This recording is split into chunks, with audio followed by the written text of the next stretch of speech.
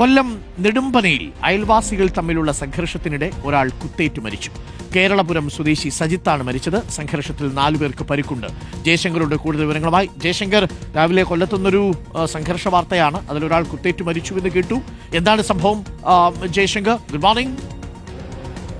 Good morning doctor Arunkumar. വളരെ സങ്കടകരമായ ഒരു വാർത്തയാണ്. കഴിഞ്ഞ ദിവസം പുലർച്ചെ 1 മണിയോടുകൂടിയാണ് അയൽവാസികൾ തമ്മിൽ സംഘർഷമുണ്ടായത്. ഈ സംഘർഷത്തിലാണ് ഒരാൾക്ക് കുത്തേറ്റിരിക്കുന്നത്. കേരളപുരം സ്വദേശി സജിത്താണ് കൊല്ലപ്പെട്ടിരിക്കുന്നത്. സംഘർഷത്തിൽ 4 പേർക്ക് പരിക്കുണ്ട്. ഈ പരിക്ക് പറ്റിയതിൽ ഒരാൾ ഗുരുതരാവസ്ഥയിൽ എന്നാണ് നമുക്ക് ലഭ്യമാകുന്ന വിവരം.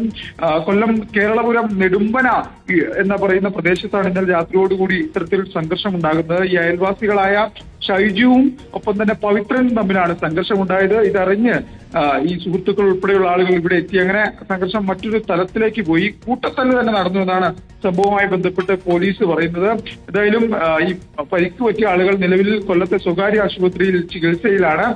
ഈ കൊല്ലപ്പെട്ട സജിത്തിന്റെ മൃതദേഹം പാരിപ്പള്ളി മെഡിക്കൽ കോളേജിലേക്ക് മാറ്റിയിട്ടുണ്ട്. എന്തായാലും ചത്തന്നൂർ എസ് പിയുടെ നേതൃത്വത്തിൽ പോലീസ് തുടർ നടപടികൾ സ്വീകരിച്ചു വരികയാണ്. ഡോക്ടർ അരുൺ.